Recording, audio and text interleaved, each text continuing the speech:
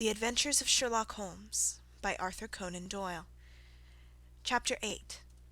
The Adventure of the Speckled Band. On glancing over my notes of the 70-odd cases in which I have during the last 8 years studied the methods of my friend Sherlock Holmes, I find many tragic, some comic, a large number merely strange, but none commonplace, for, working as he did rather for the love of his art than for the acquirement of wealth, he refused to associate himself with any investigation which did not tend towards the unusual, and even the fantastic. Of all these varied cases, however, I cannot recall any which presented more singular features than that which was associated with the well-known Surrey family of the Roylotts of Stoke Moran. The events in question occurred in the early days of my association with Holmes, when we were sharing rooms as bachelors in Baker Street. It is possible that I might have placed them upon record before, but a promise of secrecy was made at the time, from which I have only been free during the month by the untimely death of the lady to whom the pledge was given. It is perhaps as well that the facts should now come to light, for I have reasons to know that there are widespread rumours as to the death of Dr. Grimesby Roylott, which tend to make the matter even more terrible than the truth. It was early in April in the year '83 that I woke one morning to find Sherlock Holmes standing, fully dressed, by the side of my bed.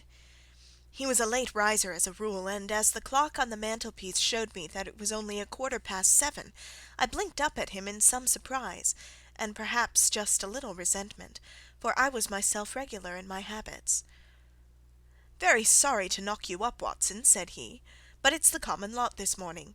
Mrs. Hudson has been knocked up. She retorted upon me, and I on you." "What is it then, a fire?" "No, a client. It seems that a young lady has arrived in a considerable state of excitement, who insists upon seeing me. She is waiting now in the sitting-room. Now, when young ladies wander about the metropolis at this hour of the morning, and knock sleepy people up out of their beds, I presume that it is something very pressing which they have to communicate. Should it prove to be an interesting case, you would, I am sure, wish to follow it from the outset. I thought, at any rate, that I should call you and give you the chance." "My dear fellow, I would not miss it for anything." I had no keener pleasure than in following Holmes in his professional investigations, and in admiring the rapid deductions, as swift as intuition, and yet always founded on a logical basis, with which he unravelled the problems which were submitted to him. I rapidly threw on my clothes, and was ready in a few minutes to accompany my friend down to the sitting-room. A lady dressed in black and heavily veiled, who had been sitting in the window, rose as we entered. "Good morning, madam," said Holmes cheerily. "My name is Sherlock Holmes.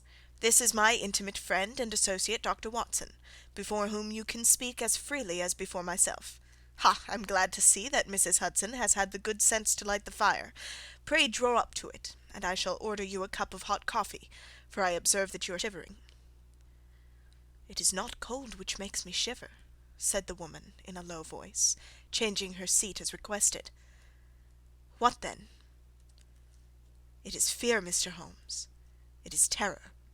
She raised her veil as she spoke, and we could see that she was indeed in a pitiable state of agitation, her face all drawn and grey, with restless frightened eyes, like those of some hunted animal. Her features and figure were those of a woman of 30, but her hair was shot with premature grey, and her expression was weary and haggard. Sherlock Holmes ran her over with one of his quick, all-comprehensive glances. "You must not fear," said he soothingly, bending forward and patting her forearm. "We shall soon set matters right, I have no doubt. You have come in by train this morning, I see." "You know me, then?" "No, but I observed the second half of a return ticket in the palm of your left glove. You must have started early, and yet you had a good drive in a dog-cart along heavy roads before you reached the station." The lady gave a violent start, and stared in bewilderment at my companion.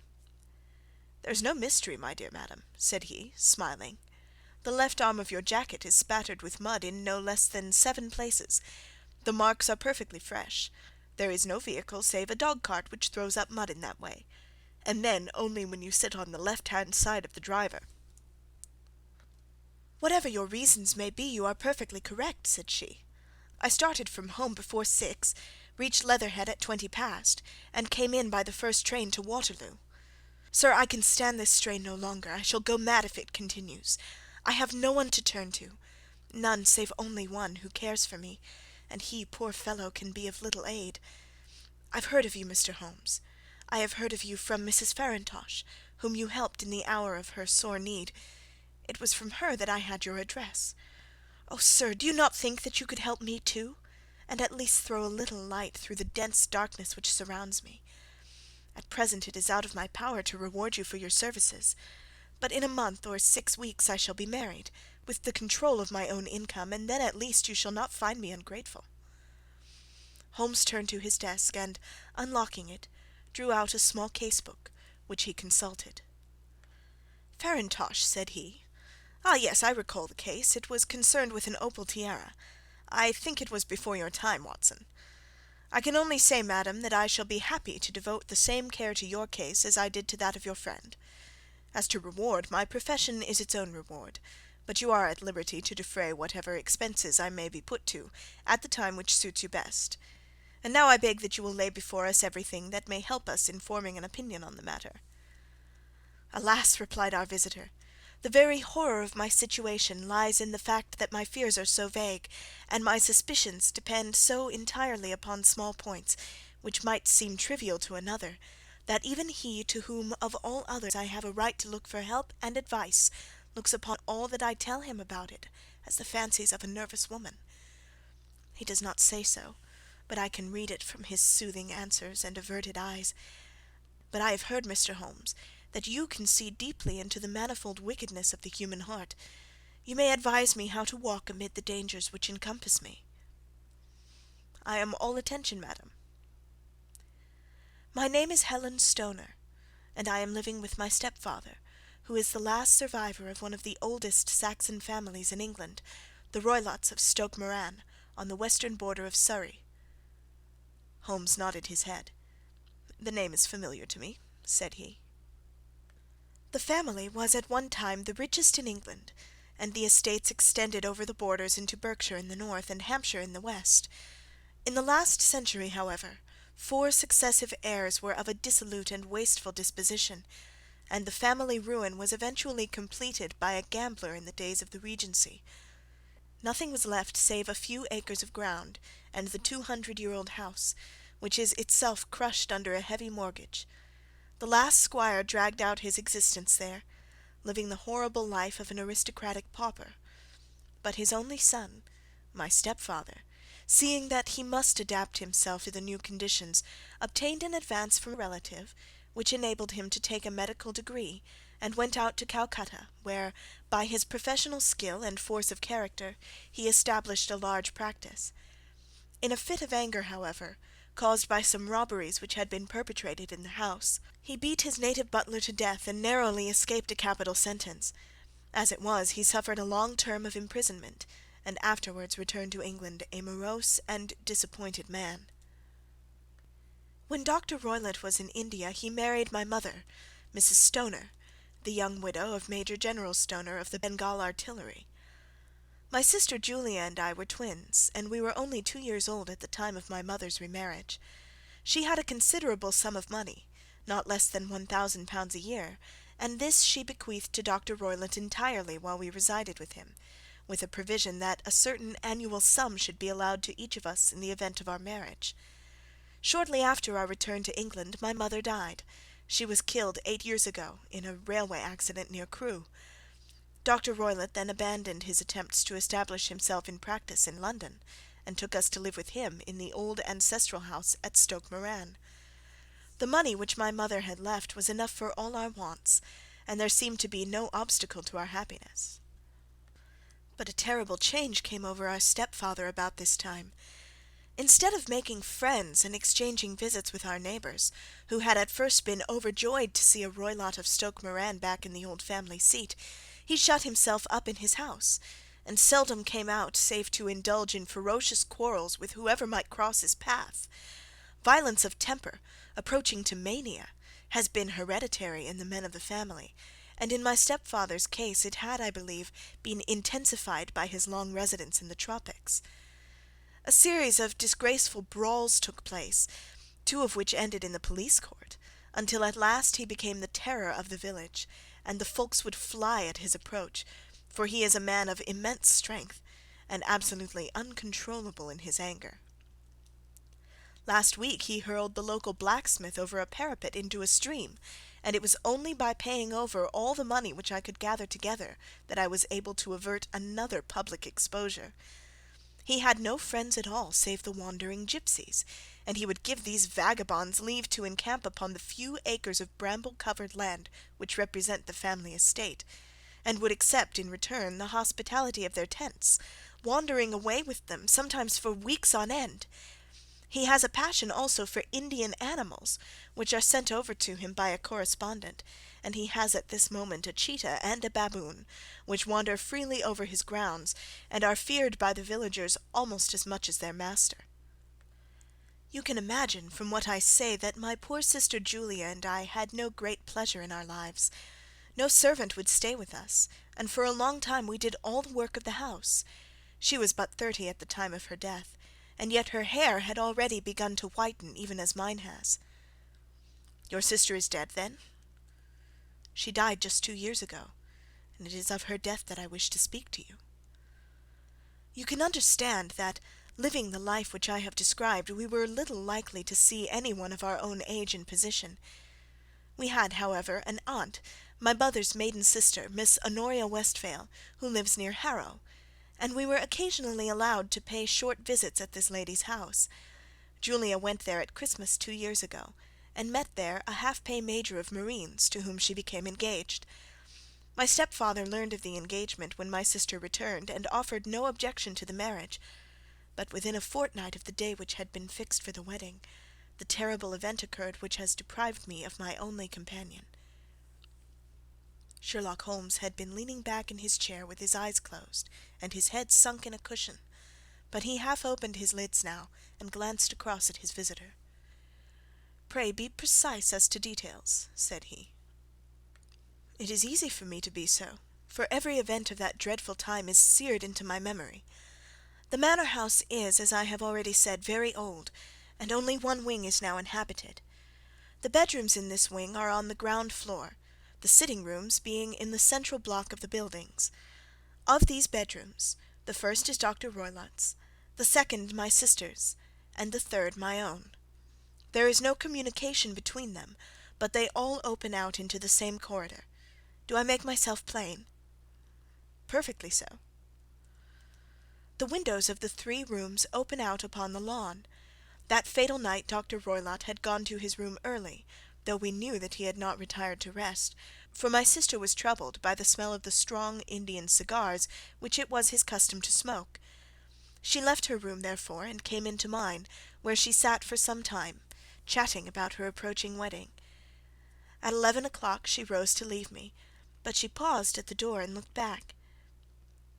"Tell me, Helen," said she, "have you ever heard any one whistle in the dead of the night?" "Never," said I. "I suppose that you could not possibly whistle yourself in your sleep?" "Certainly not. But why?" "Because during the last few nights I have always, about 3 in the morning, heard a low, clear whistle. I am a light sleeper, and it has awakened me. I cannot tell where it came from, perhaps from the next room, perhaps from the lawn. I thought that I would just ask you whether you'd heard it." "No, I have not. It must be those wretched gipsies in the plantation." "Very likely. And yet, if it were on the lawn, I wonder that you did not hear it also." "Ah, but I sleep more heavily than you." "Well, it is of no great consequence at any rate." She smiled back at me, closed my door, and a few moments later I heard her key turn in the lock.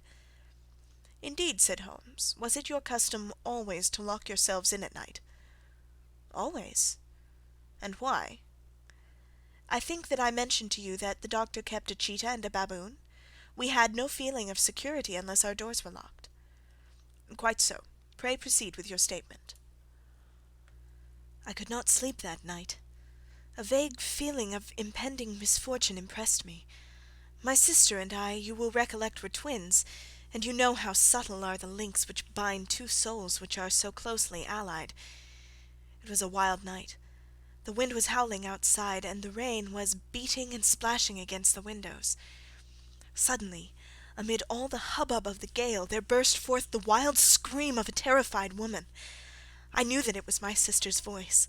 I sprang from my bed, wrapped a shawl around me, and rushed into the corridor.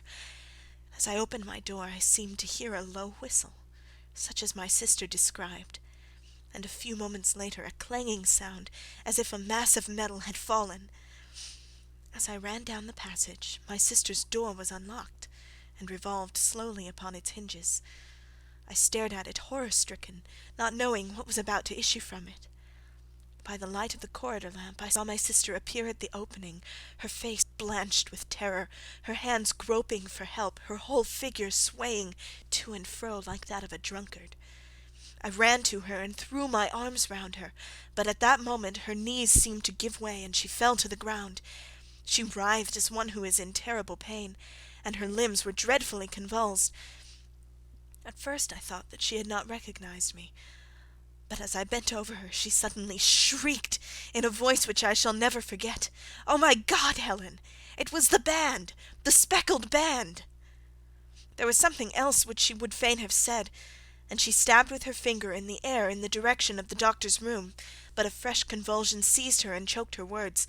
I rushed out, calling loudly for my stepfather, and I met him hastening from his room in his dressing-gown.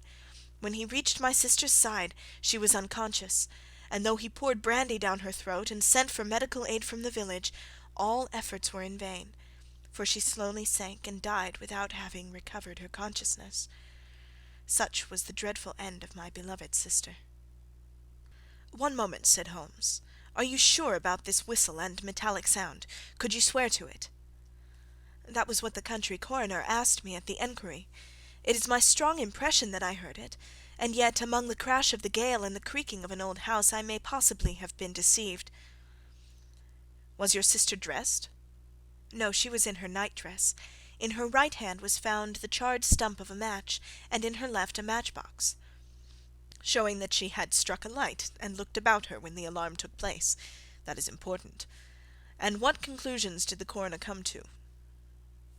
"He investigated the case with great care, for Dr. Roylott's conduct had long been notorious in the county, but he was unable to find any satisfactory cause of death.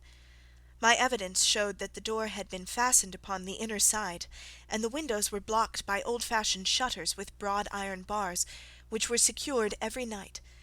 The walls were carefully sounded, and were shown to be quite solid all round, and the flooring was also thoroughly examined, with the same result. The chimney is wide, but it is barred up by 4 large staples. It is certain, therefore, that my sister was quite alone when she met her end. Besides, there were no marks of any violence upon her." "How about poison?" "The doctors examined her for it, but without success." "What do you think this unfortunate lady died of, then?" "It is my belief that she died of pure fear and nervous shock, though what it was that frightened her I cannot imagine."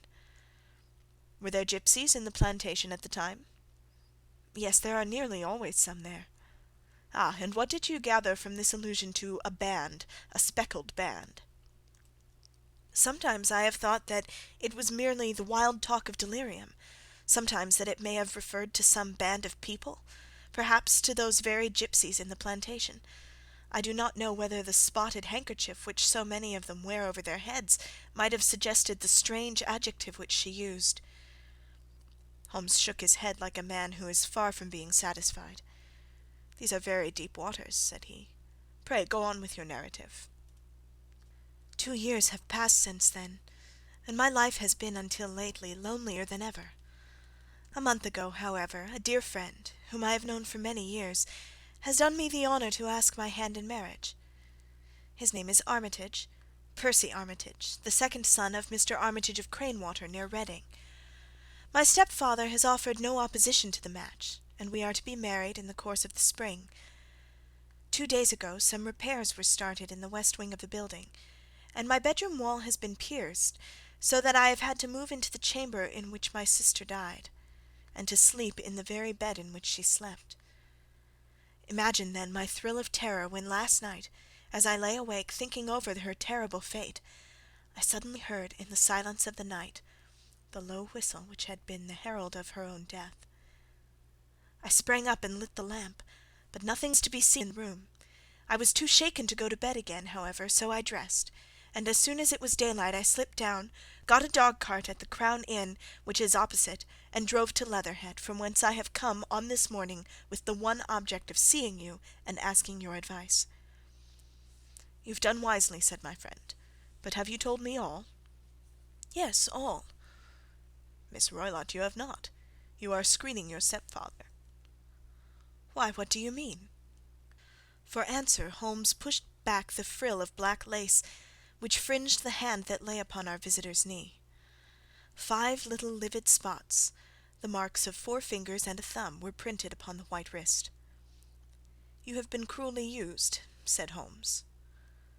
The lady coloured deeply and covered over her injured wrist. "He is a hard man," she said, "and perhaps he hardly knows his own strength." There was a long silence, during which Holmes leaned his chin upon his hands and stared into the crackling fire. "This is a very deep business," he said at last.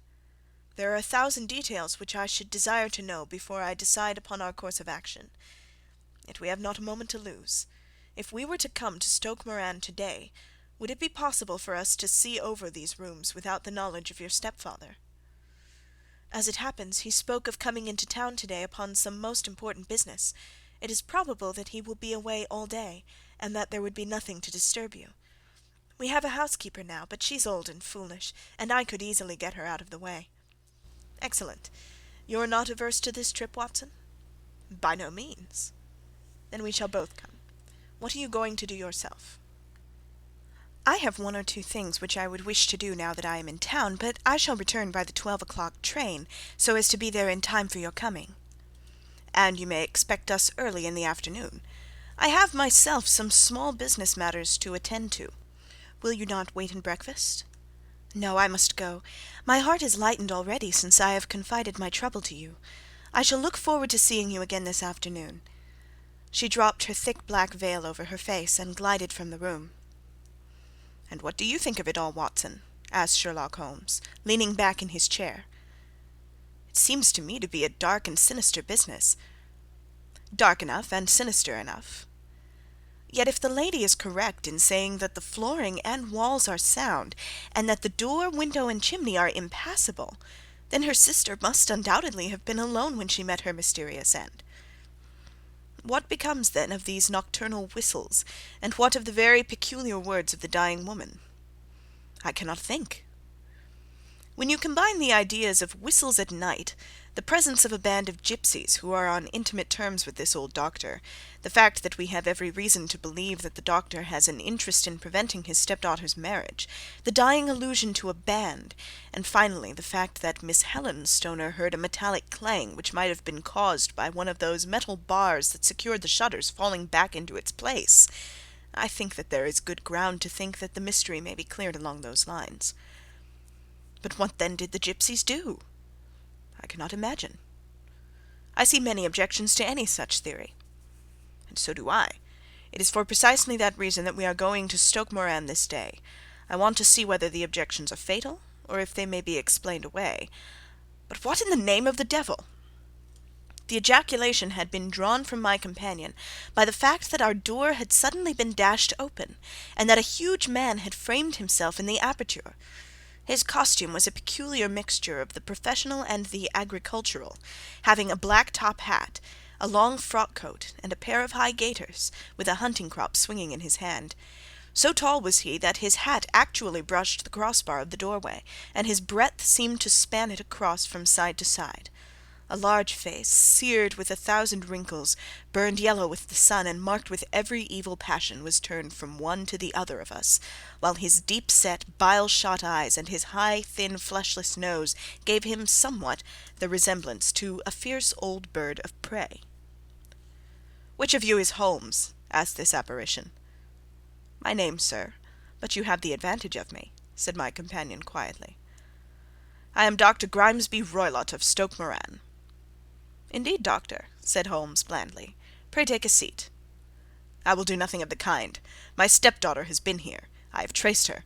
What has she been saying to you?" "It is a little cold for the time of year," said Holmes. "What has she been saying to you?" screamed the old man furiously. "But I have heard that the crocuses promise well," continued my companion imperturbably. "Ha! You put me off, do you?" said our new visitor, taking a step forward and shaking his hunting crop. "I know you, you scoundrel! I have heard of you before. You are Holmes, the meddler." My friend smiled. "Holmes, the busybody." His smile broadened. "Holmes, the Scotland Yard Jack in office." Holmes chuckled heartily. "Your conversation is most entertaining," said he. "When you go out, close the door, for there is a decided draught." "I will go when I've said my say. Don't you dare meddle with my affairs. I know that Miss Stoner has been here. I traced her. I am a dangerous man to fall foul of. See here." He stepped swiftly forward, seized the poker, and bent it into a curve with his huge brown hands. "See that you keep yourself out of my grip," he snarled, and hurling the twisted poker into the fireplace, he strode out of the room. "He seems a very amiable person," said Holmes, laughing. "I am not quite so bulky, but if he had remained I might have shown him that my grip was not much more feeble than his own." As he spoke he picked up the steel poker and with a sudden effort straightened it out again. "Fancy his having the insolence to confound me with the official detective force! This incident gives zest to our investigation, however, and I only trust that our little friend will not suffer from her imprudence in allowing this brute to trace her. And now, Watson, we shall order breakfast, and afterwards I shall walk down to Doctors' Commons, where I hope to get some data which may help us in this matter." It was nearly 1 o'clock when Sherlock Holmes returned from his excursion. He held in his hands a sheet of blue paper, scrawled over with notes and figures. "I have seen the will of the deceased wife," said he. "To determine its exact meaning I have been obliged to work out the present prices of the investments with which it is concerned. The total income, which at the time of the wife's death was little short of £1,100, is now, through the fall in agricultural prices, not more than £750. Each daughter can claim an income of £250 in case of marriage. It is evident, therefore, that if both girls had married, this beauty would have had a mere pittance, while even one of them would cripple him to a very serious extent. My morning's work has not been wasted, since it has proved that he has the very strongest motives for standing in the way of anything of that sort. And now, Watson, this is too serious for dawdling, especially as the old man is aware that we are interesting ourselves in his affairs. So if you are ready, we shall call a cab and drive to Waterloo. I should be very much obliged if you would slip your revolver into your pocket. An Ely's No. 2 is an excellent argument with gentlemen who can twist steel pokers into knots. That and a toothbrush are, I think, all that we need." At Waterloo we were fortunate in catching a train for Leatherhead, where we hired a trap at the station inn and drove for 4 or 5 miles through the lovely Surrey lanes. It was a perfect day, with a bright sun and a few fleecy clouds in the heavens. The trees and wayside hedges were just throwing out their first green shoots, and the air was full of the pleasant smell of the moist earth. To me, at least, there was a strange contrast between the sweet promise of the spring and this sinister quest upon which we were engaged. My companion sat in front of the trap, his arms folded, his hat pulled down over his eyes, and his chin sunk upon his breast, buried in the deepest thought. Suddenly, however, he started, tapped me on the shoulder, and pointed over the meadows. "Look there," said he. A heavily timbered park stretched up in a gentle slope, thickening into a grove at the highest point. From amid the branches there jutted out the grey gables and high-roofed tree of a very old mansion. "Stoke Moran?" said he. "Yes, sir, that be the house of Dr. Grimesby Roylott," remarked the driver. "There is some building going on there," said Holmes. "That is where we are going." "There's the village," said the driver, pointing to a cluster of roofs some distance to the left. "But if you want to get to the house, you'll find it shorter to get over this stile, and so by the footpath over the fields. There it is, where the lady is walking." "And the lady, I fancy, is Miss Stoner," observed Holmes, shading his eyes. "Yes, I think we had better do as you suggest." We got off, paid our fare, and the trap rattled back on its way to Leatherhead. "I thought it as well," said Holmes, as we climbed the stile, "that this fellow should think we had come here as architects or on some definite business. It may stop his gossip. Good afternoon, Miss Stoner. You see that we have been as good as our word." Our client of the morning had hurried forward to meet us with a face which spoke her joy. "I have been waiting so eagerly for you," she cried, shaking hands with us warmly. "All has turned out splendidly. Dr. Roylott has gone to town, and it is unlikely that he will be back before evening." "We have had the pleasure of making the doctor's acquaintance," said Holmes, and in a few words he sketched out what had occurred. Miss Stoner turned white to the lips as she listened. "Good heavens!" she cried. "He has followed me, then?" "So it appears." "He is so cunning that I never know when I am safe from him. What will he say when he returns?" "He must guard himself, for he may find that there is someone more cunning than himself upon his track. You must lock yourself up from him tonight. If he is violent, we shall take you away to your aunt's at Harrow. Now we must make the best use of our time, so kindly take us at once to the rooms which we are to examine." The building was of grey, lichen-blotched stone, with a high central portion and two curving wings, like the claws of a crab, thrown out on each side. In one of those wings the windows were broken and blocked with wooden boards, while the roof was partly caved in, a picture of ruin. The central portion was in little better repair, but the right-hand block was comparatively modern, and the blinds in the windows, with the blue smoke curling up from the chimneys, showed that this was where the family resided. Some scaffolding had been erected against the end wall, and the stonework had been broken into, but there were no signs of any workmen at the moment of our visit.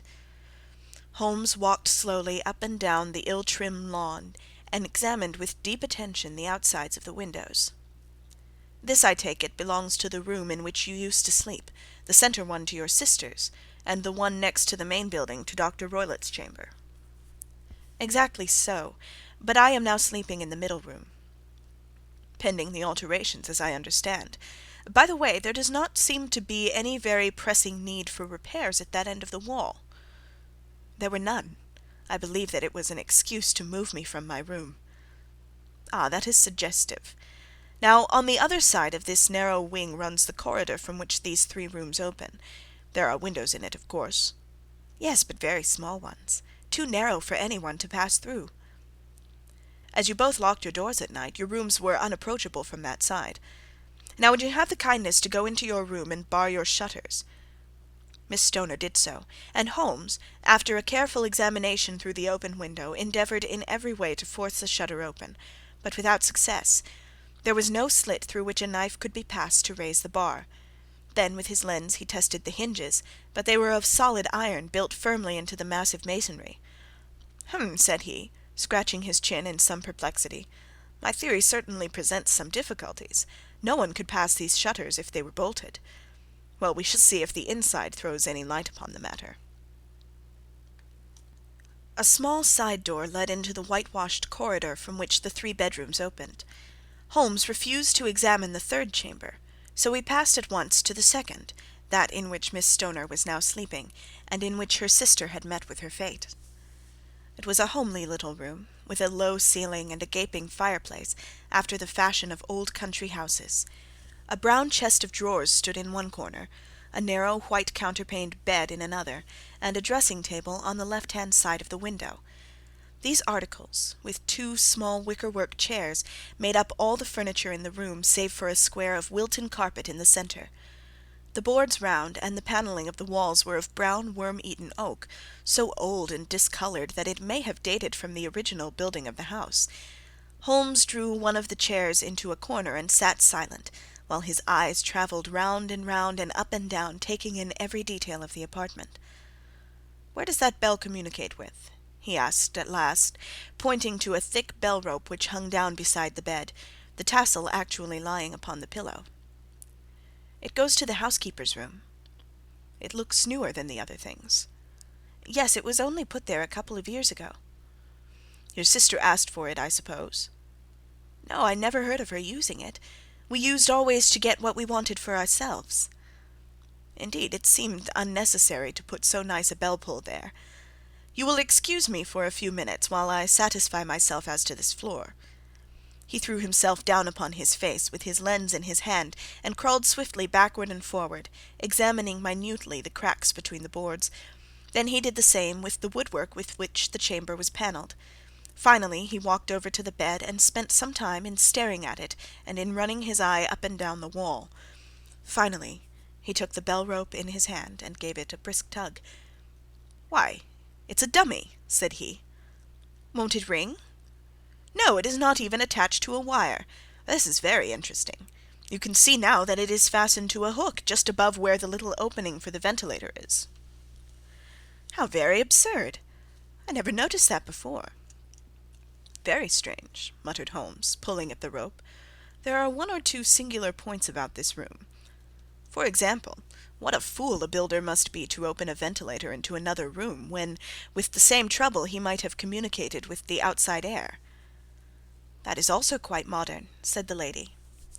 "Done about the same time as the bell rope," remarked Holmes. "Yes, there were several little changes carried out about that time."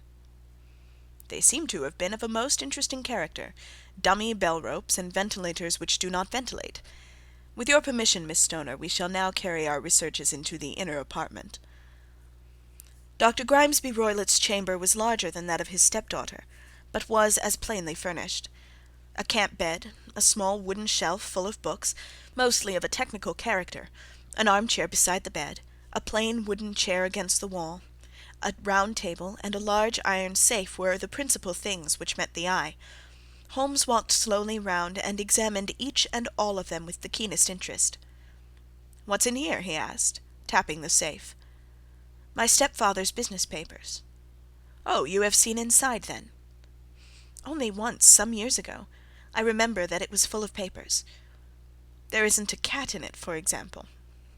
"No, what a strange idea!" "Well, look at this." He took up a small saucer of milk which stood on the top of it. "No, we don't keep a cat, but there is a cheetah and a baboon." "Ah, yes, of course. Well, a cheetah is just a big cat.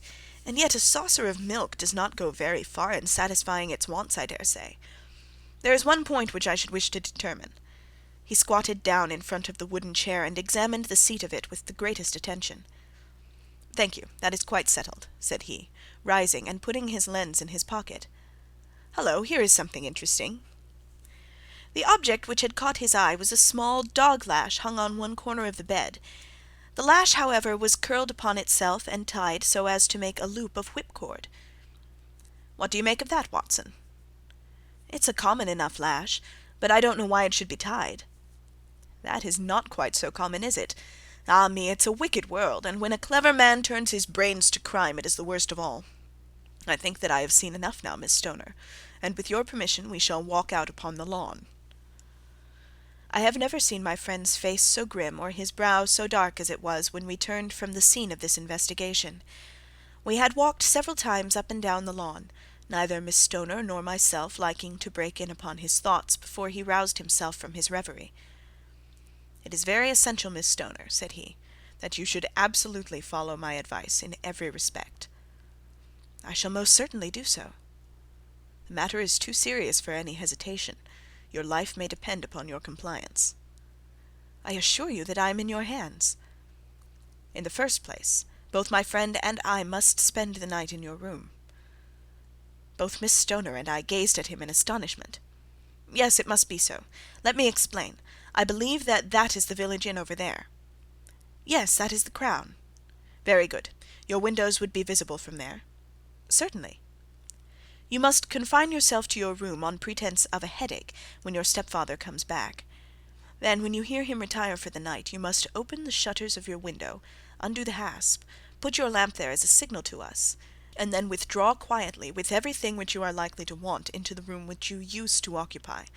I have no doubt that, in spite of the repairs, you could manage there for one night." "Oh yes, easily." "The rest you will leave in our hands." "But what will you do?" "We shall spend the night in your room, and we shall investigate the cause of this noise which has disturbed you." "I believe, Mr. Holmes, that you have already made up your mind," said Miss Stoner, laying her hand upon my companion's sleeve. "Perhaps I have." "Then for pity's sake tell me what was the cause of my sister's death." "I should prefer to have clearer proofs before I speak." "You can at least tell me whether my own thought is correct, and if she died from some sudden fright." "No, I do not think so.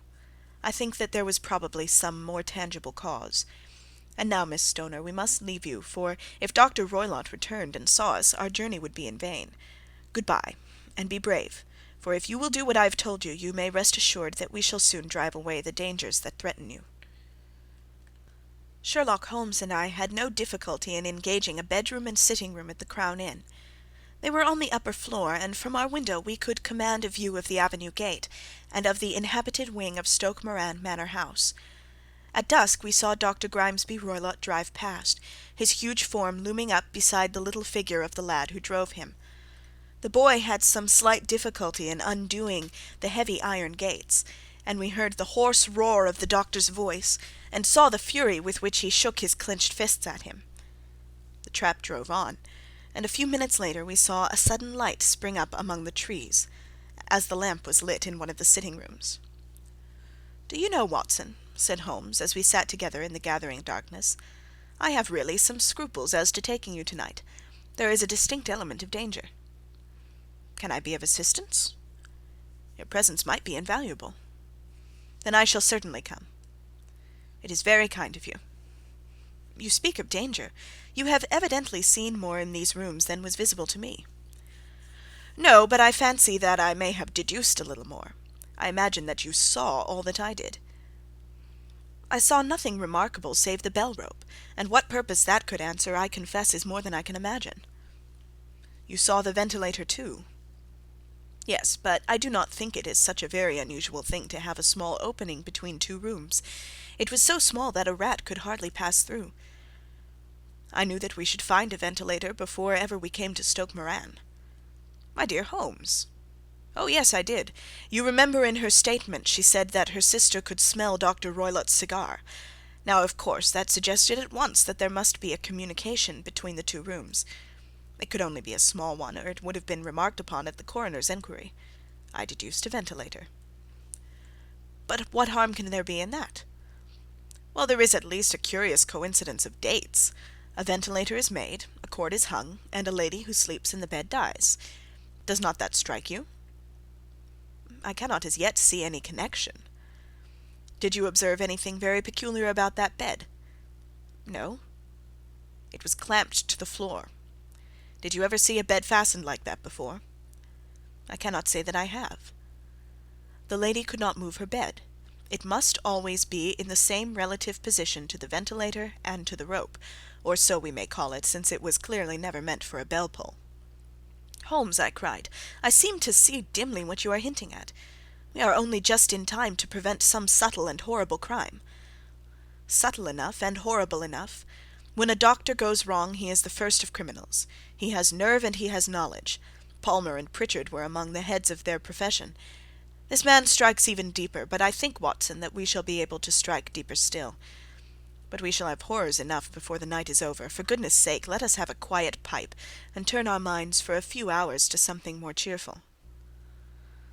About 9 o'clock the light among the trees was extinguished, and all was dark in the direction of the manor house. 2 hours passed slowly away, and then suddenly, just at the stroke of 11, a single bright light shone out right in front of us. "That is our signal," said Holmes, springing to his feet. "It comes from the middle window." As we passed out, he exchanged a few words with the landlord, explaining that we were going on a late visit to an acquaintance, and that it was possible that we might spend the night there. A moment later we were out on the dark road, a chill wind blowing in our faces, and one yellow light twinkling in front of us through the gloom to guide us on our sombre errand. There was little difficulty in entering the grounds, for unrepaired breaches gaped in the old park wall. Making our way among the trees, we reached the lawn, crossed it, and were about to enter through the window, when out from a clump of laurel bushes there darted what seemed to be a hideous and distorted child, who threw itself upon the grass with writhing limbs, and then ran swiftly across the lawn into the darkness. "My God!" I whispered. "Did you see it?" Holmes was for the moment as startled as I. His hand closed like a vice upon my wrist in his agitation. Then he broke into a low laugh, and put his lips to my ear. "It is a nice household," he murmured. "That is the baboon." I had forgotten the strange pets which the doctor affected. There was a cheetah too. Perhaps we might find it upon our shoulders at any moment.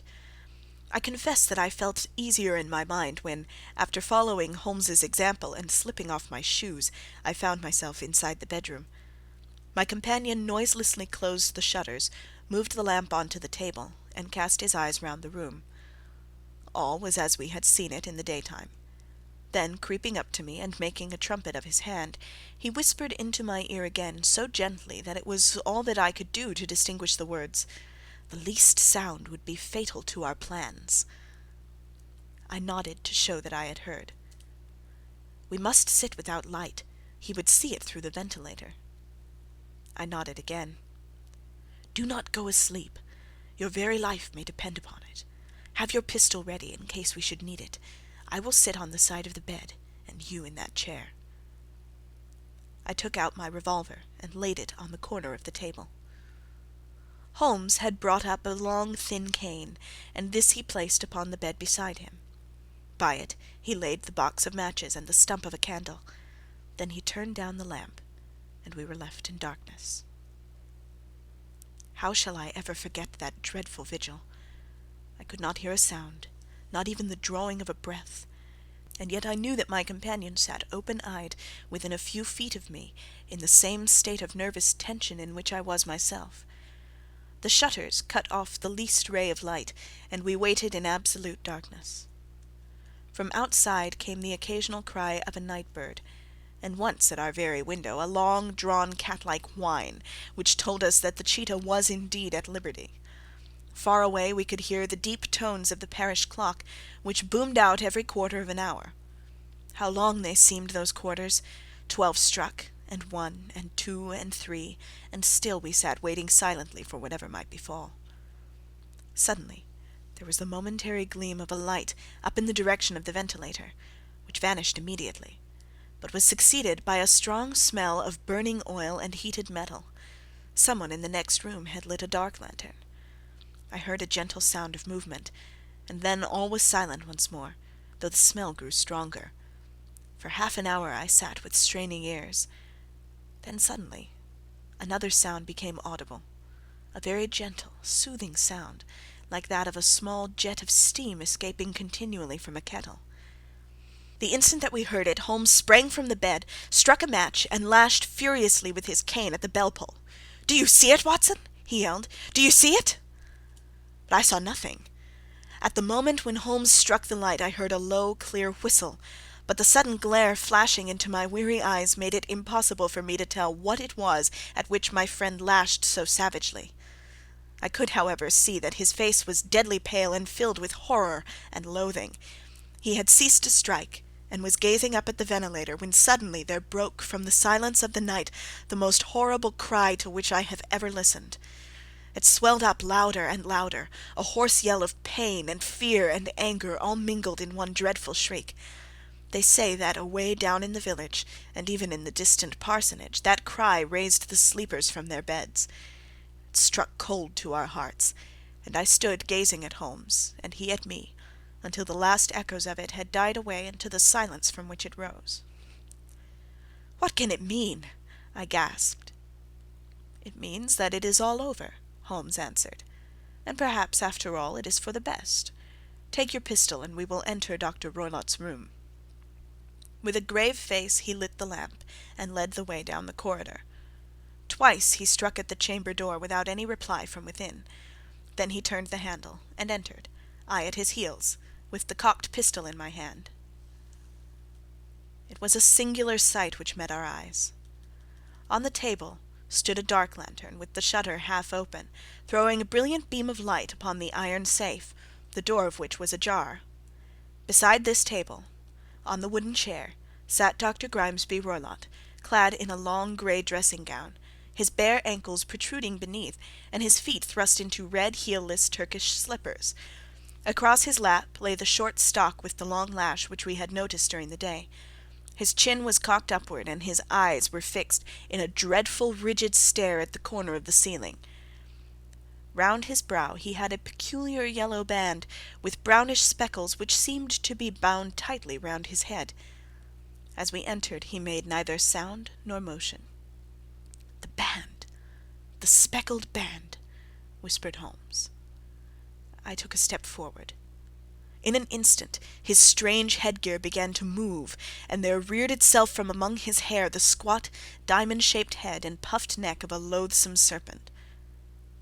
"It is a swamp adder," cried Holmes, "the deadliest snake in India. He has died within 10 seconds of being bitten. Violence does, in truth, recoil upon the violent, and the schemer falls into the pit which he digs for another. Let us thrust this creature back into its den, and we can then remove Miss Stoner to some place of shelter, and let the county police know what has happened." As he spoke, he drew the dog-whip swiftly from the dead man's lap, and throwing the noose round the reptile's neck, he drew it from its horrid perch, and, carrying it at arm's length, threw it into the iron safe, which he closed upon it.